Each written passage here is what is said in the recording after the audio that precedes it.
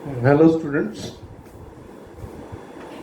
Topic is exclusive electrostatics. देखो मैं मान के चल रहा हूँ कि तुम बेसिक चीजें बोर्ड लेवल की कुलम्ब्स लॉ की डेफिनेशन, पॉइंट चार्ज एप्लीकेबल होता है, वेक्टर फॉर्म, इलेक्ट्रिक फील्ड की definition, electric lines of force, ये ऑलमोस्ट चीजें पढ़ चुकी हूँ।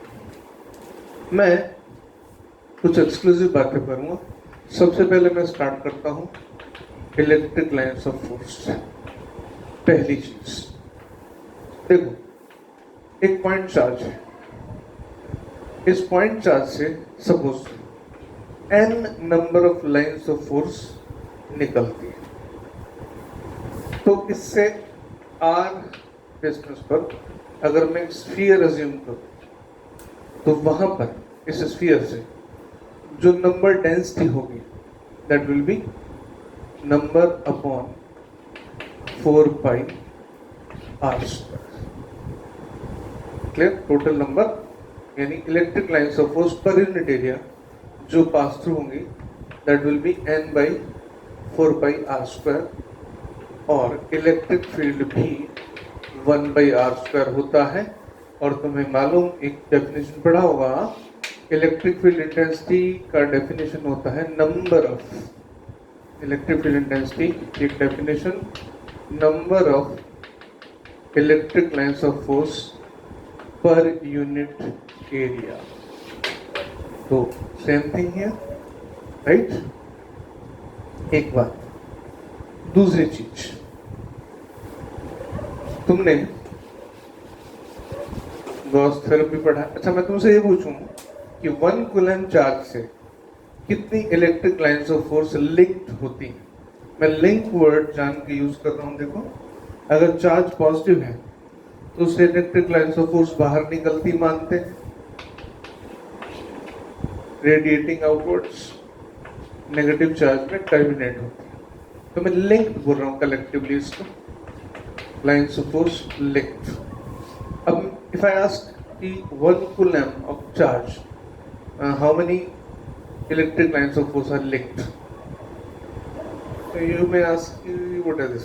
Okay, 5 q by epsilon naught Gauss theorem, electric flux। ये एग्जैक्टली क्या है? लो, इलेक्ट्रिक फ्लक्स की एक और डेफिनेशन होती है E डॉट A।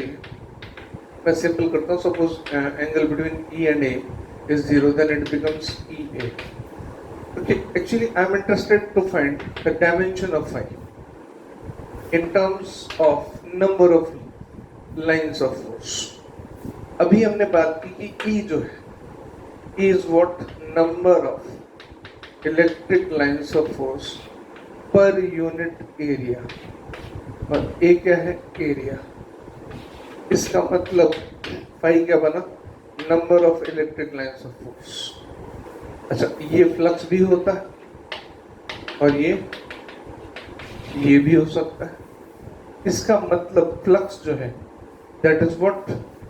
फ्लक्स, मुझे कहना चाहिए इट इज, फ्लक्स को एक और नाम दे सकते, count of number of electric lines of force.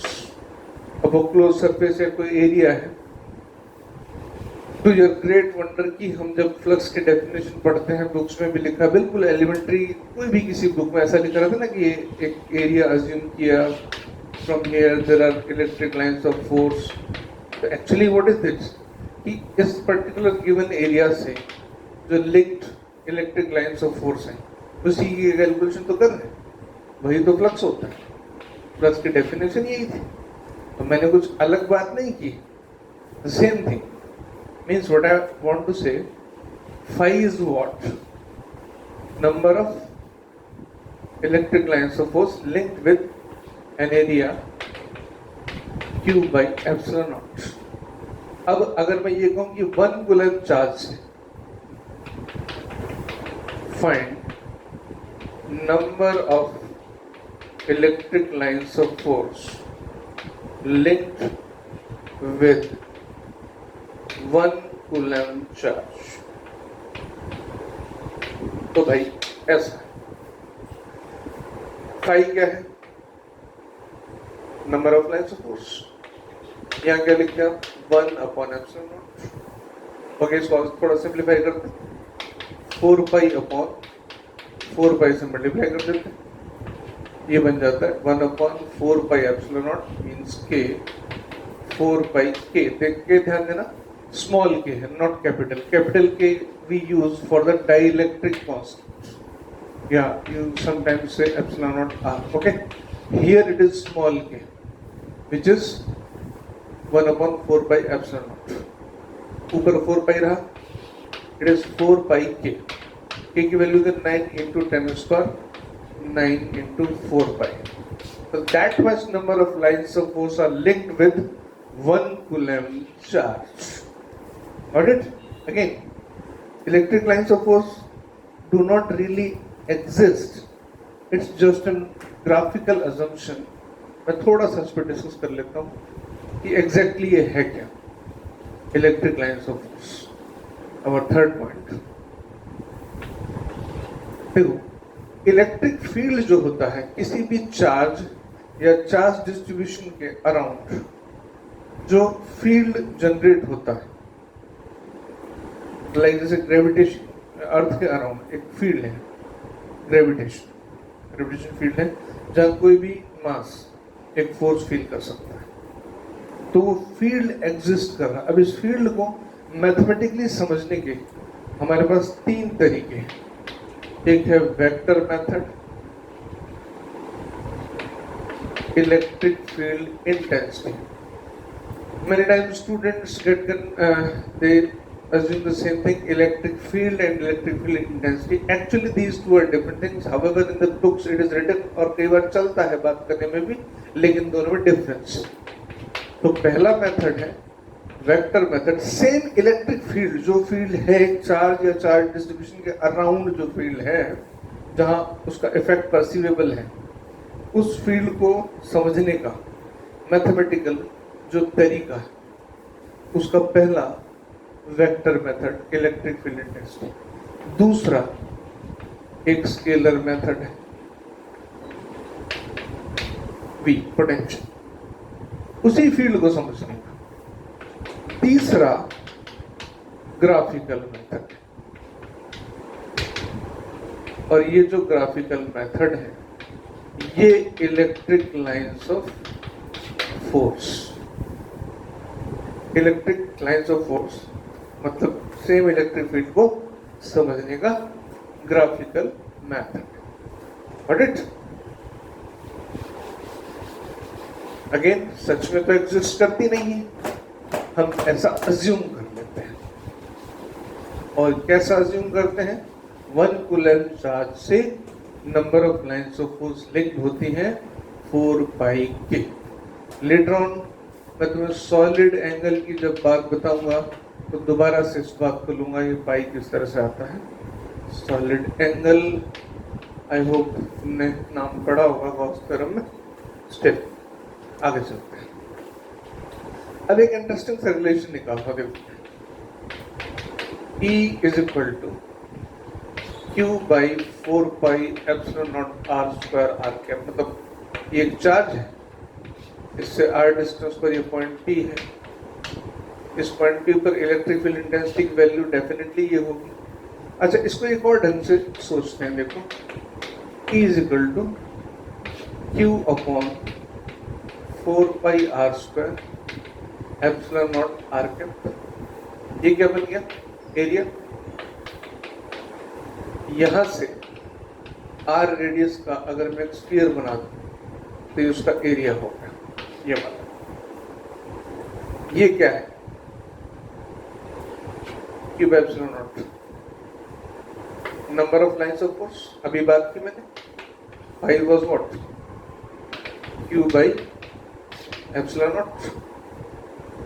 Number of lines of force मतलब इसको मैं ऐसे लिख दूं, 4πr²r³। और थोड़ा सा मैथमेटिकल एडजस्टमेंट करके इसको मैं एरिया बोल दूं, इसकी जगह ए लिख दूं, ये हो जाएगा इधर E dot A is equal to N। Again वही बात मैंने दूसरे ढंग से प्रूव कर दी, और तुमने इसको ऐसे पढ़ा है। बहुत तुम्हारी जो टेक्स्ट बुक है उसमें भी ये बात दी हुई है, गॉस और कूलम्ब इन दोनों के लॉज को इंटर रिलेट करना, ऐसे कुछ डेरिवेशन होती है। मैंने वही किया है, बस इंटरप्रिटेशन मेरा डिफरेंट है कि हम उससे रिजल्ट क्या निकाल रहे हैं। गेटिंग? उसके बाद ये 4 पॉइंट हुए, एक 5वां पॉइंट बड़ा इंटरेस्टिंग पॉइंट है। अगर तुम्हें कहीं ये 2 तरह के डायग्राम मिले, मैं एक एक करके बात करता हूँ। पहले ए कि इलेक्ट्रिक लाइन्स ऑफ फोर्स कहीं ऐसे एडजस्ट कर रही, इस तरह से।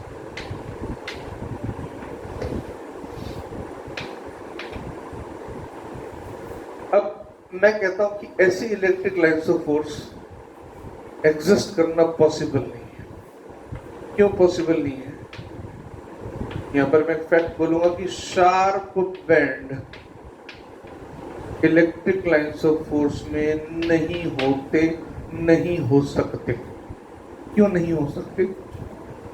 अच्छा, एक बात हमने अच्छे से ये मालूम है कि कहीं कोई इलेक्ट्रिक लाइन ऑफ फोर्स होती है तो उसके किसी पॉइंट पी पर अगर हमें इलेक्ट्रिक फील्ड इंटेंसिटी की डायरेक्शन निकालनी है तो हम टेंजेंट ड्रॉ कर देते हैं। यहाँ पे चाहिए तो टेंजेंट यहाँ पे हो जाती है। यानी टेंजेंट इलेक्ट्रिक फील्ड इंटेंसिटी की डायरेक्शन। एक कर्व पर टेंजेंट हम ड्रॉ कर सकते हैं। मैथ्स के स्टूडेंट हो, एक बात अच्छे से समझ सकते हैं, स्मूथ कर्व है, कंटिन्यूअस कर्व है। अभी तुम मैथ्स में एक चीज पढ़ोगे, फंक्शंस, फिर लिमिट, कंटिन्यूटी, डिफरेंशिएबिलिटी। डिफरेंशिएबिलिटी पढ़ोगे, डिफरेंशिएबिलिटी के लिए एक चीज चाहिए होगी, कंटिन्यूटी। एक्चुअल में यहाँ पर अब ये पॉइंट समझ लो, ये ए, ये बी और ये सी।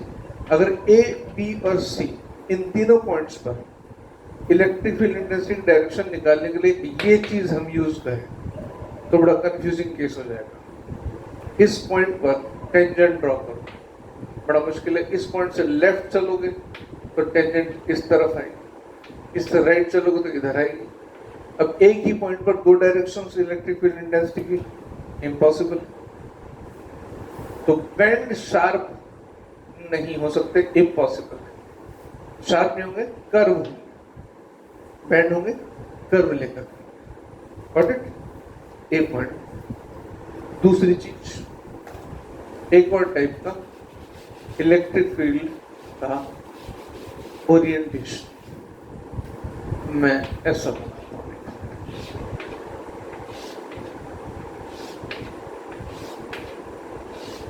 देखो, मेनी टाइम्स जो प्रॉब्लम्स आती हैं उसमें कई तरह के क्वेश्चंस बना दिए जाते हैं और हमें उसके अकॉर्डिंग कई बार आंसर देना होता है। और कई बार क्वेश्चंस ऐसे भी मिल जाएंगे तुम्हें, जेईई मेंस तक की बात करो, एडवांस में तो शायद कभी ना मिले, कि वो पॉसिबिलिटी होती ही नहीं। लेकिन कंसेप्ट के हिसाब से हम उस टाइम प्रॉब्लम सॉल्व कर देते हैं। बाकी हमें पता होना चाहिए कि ये तरह का जो अरेंजमेंट है, मैं कह रहा हूं ये नॉट पॉसिबल है। अब तुम पूछोगे क्यों? अभी मैंने एक बात बोली, इलेक्ट्रिक फील्ड इंटेंसिटी की डेफिनेशन क्या है? Number of electric lines of force per unit area, यानी नंबर डेंसिटी। यानी कोई सेक्शन हमने अज्यूम किया, यहाँ पे कोई एक एरिया, इससे जो number of lines of force निकल रही होंगी वही एरिया यहाँ अज्यूम किया। तो जहाँ नंबर डेंसिटी ज्यादा होगी वहाँ पे इलेक्ट्रिक फील्ड ज्यादा होगा। अब डेफिनेट सी बात है कि यहाँ पर लाइन्स क्लोज है तो नंबर डेंसिटी ज्यादा है। ये पॉइंट में 1 बोल देता हूँ, इधर एक पॉइंट में 2 बोल देता हूँ। यहाँ पर जो इलेक्ट्रिक फील्ड है वो E1 है और यहाँ पर जो है वो E2 है। डेफिनेटली E1 E2 से ग्रेटर होना चाहिए। ओके, यहाँ तक भी कोई दिक्कत नहीं। अच्छा, अब मैंने कहा ये एग्जिस्ट नहीं करता, तो एग्जिस्ट नहीं कर रहा, इसको चेक करते हैं। इसको चेक करने का एक तरीका, एक काम करते हैं, यहाँ से एक पाथ अज्यूम करते हैं। P Q R S, ये पाथ है। अब इलेक्ट्रोस्टैटिक फील्ड जो है वो कंजर्वेटिव फील्ड है। कंजर्वेटिव फील्ड में क्या होता है कि क्लोज्ड पाथ में वर्क डन, हम एक चार्ज लेकर चलेंगे Q नॉट, इस Q नॉट चार्ज को P से Q, Q से R, इस पूरे लूप में घुमाएंगे, P Q R S, then again P। तो भाई इस पर फोर्स कितना, QE का फॉर्मूला, बट वर्क डन जो होगा, मैं सिंपल इसका से लेता हूँ, work done F dot DL over PQRS, ये क्लोज पाथ है, ऐसा करेंगे। और ये कितना आना चाहिए, इलेक्ट्रोस्टैटिक फील्ड है तो कितना आना चाहिए, 0, क्लोज पाथ में है।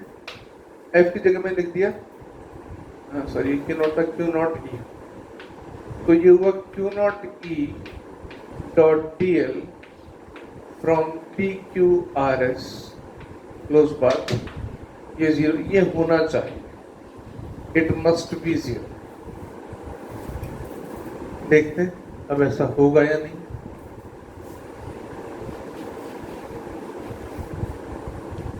भाई E dot DL, Q not common है, P से Q प्लस Q से R,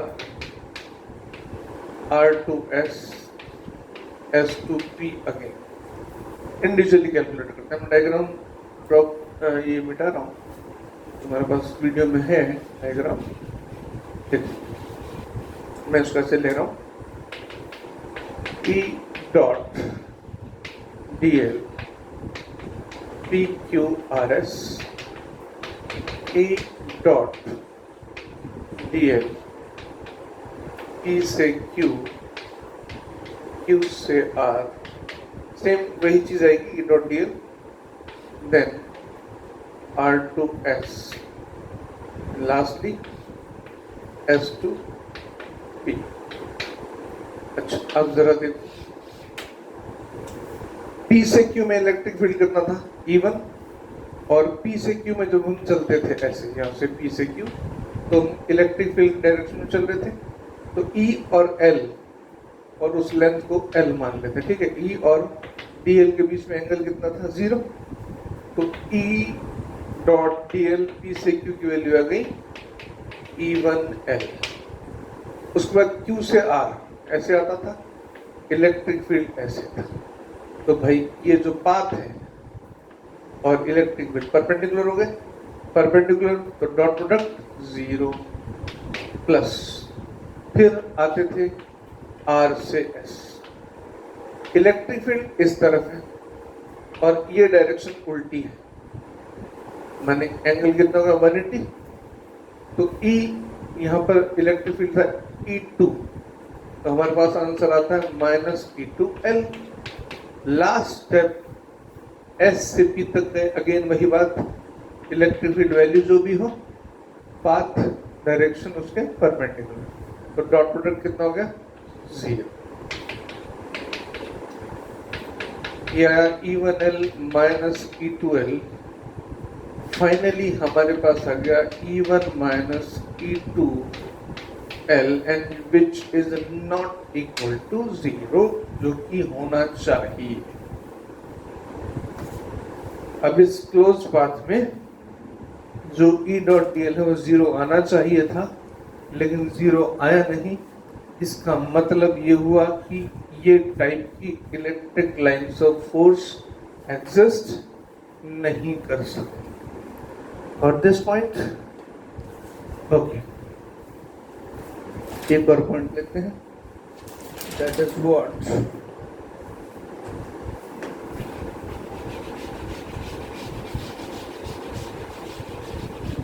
मैं तुमसे एक बात पूछूं, यूजुअली बच्चों से पूछता हूँ, लोग आंसर कर देते, तुम भी शायद दे दोगे। एक कोई हॉरिजॉन्टल टेबल है सपोज, ठीक है, ये टेबल हॉरिजॉन्टल है और इस पर कुछ इलेक्ट्रिक लाइन्स ऑफ फोर्स ऐसे हैं,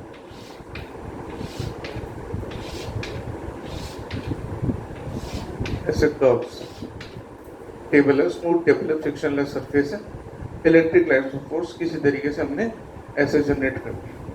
मेरा क्वेश्चन है कि यहाँ पर एक चार्ज रखता हूँ, प्लस क्यू नॉट चार्ज, उसका मास है m।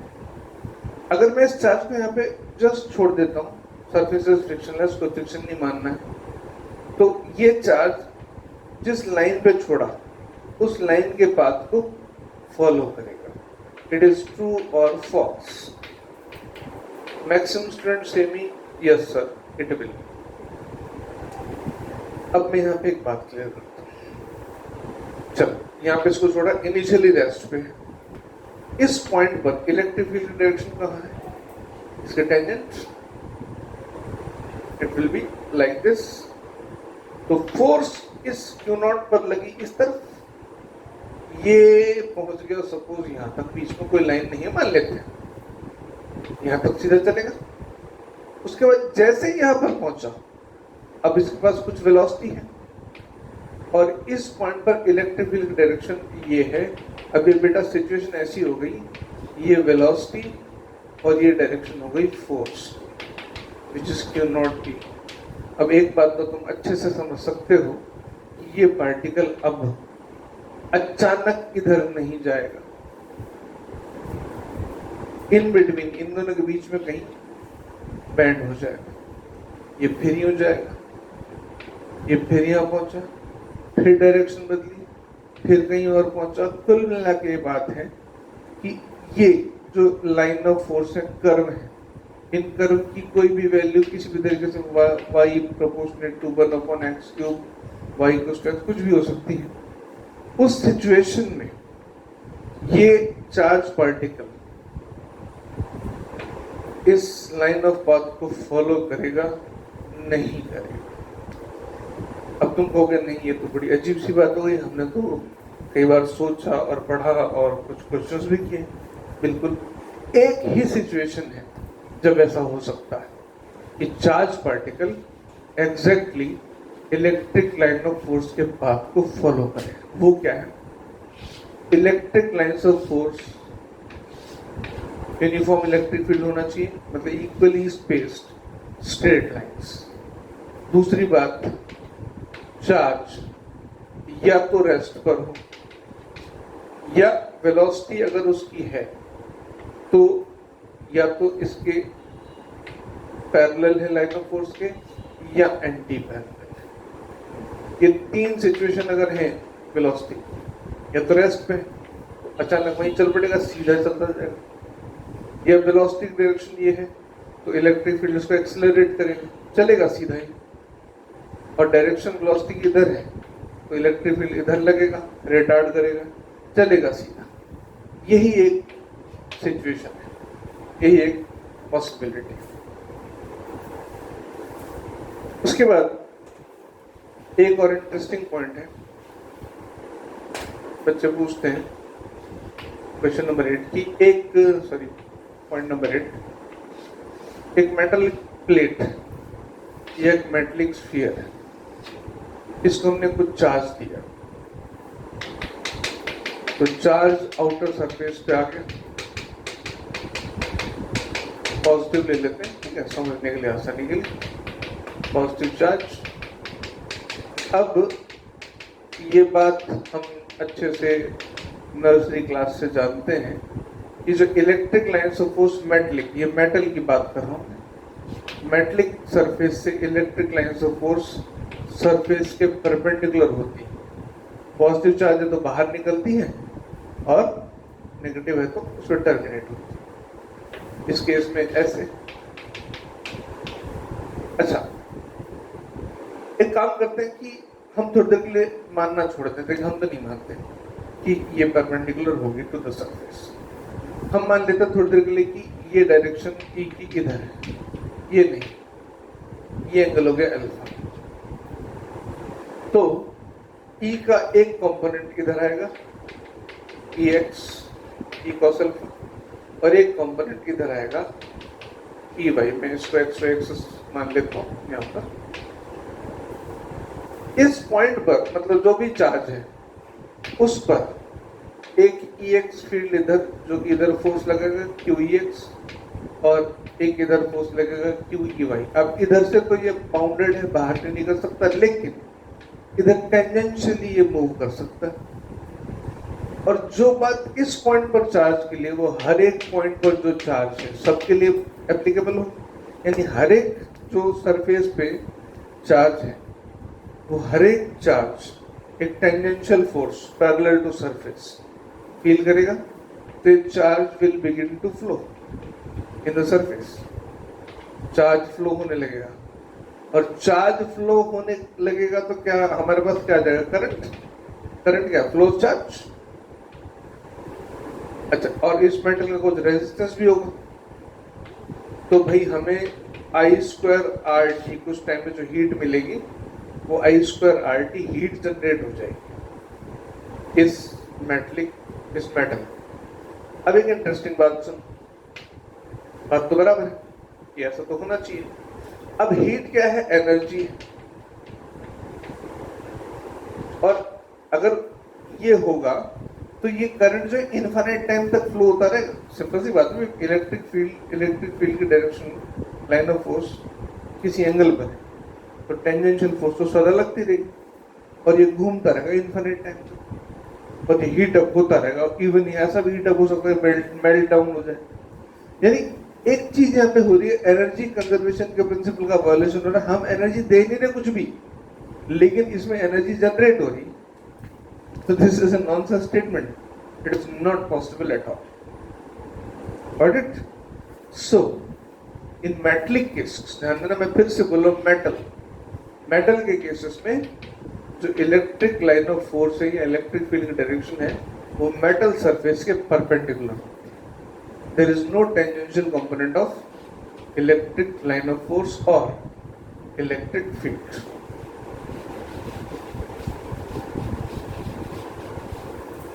एक और पॉइंट है, कई बार स्टूडेंट पूछते हैं कि मेटल के अंदर आप बोलते हो कि सारा जो चार्ज है वो सरफेस पर बाहर आ जाता है, क्यों? ओके, अच्छा सवाल। एक मेटल स्फीयर लेता हूँ, सॉलिड, ओके, समझने के लिए आसानी से। हम इसी तरीके से इसके अंदर कोई चार्ज प्लस क्यू लेके आते हैं। अभी ये पूरा मेटल जो इसमें जितने इलेक्ट्रॉन्स है जितने प्रोटॉन्स है ये न्यूट्रल है, ये एक्स्ट्रा एक क्यू चार्ज आता है, ये हमें एक एक्स्ट्रा इलेक्ट्रॉन लिया, ज्यादा अच्छा समझ। अब इस अकेले इलेक्ट्रॉन पर कोई दूसरा फोर्स लगाने वाला है नहीं, तो ये यहीं खड़ा रहेगा। अच्छा, मान लो एक और इलेक्ट्रॉन ले आए, अब क्या होगा? इनमें रिपल्शन होगा और ये एक दूसरे से दूर जाने की कोशिश करेंगे, और दूर कहाँ जाएंगे?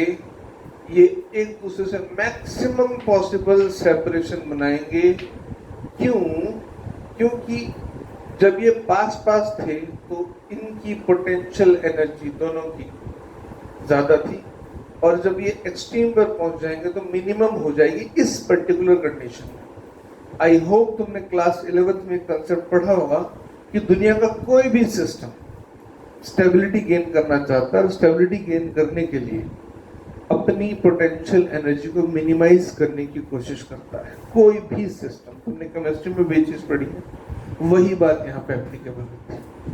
अब तुम कहोगे कि अगर सर 3 इलेक्ट्रॉन हो, बिल्कुल 3 इलेक्ट्रॉन है तो ये ऐसे एक इक्विलैटरल ट्रायंगल बनाने के, तुमने ये भी पढ़ा होगा कि सिमेट्री से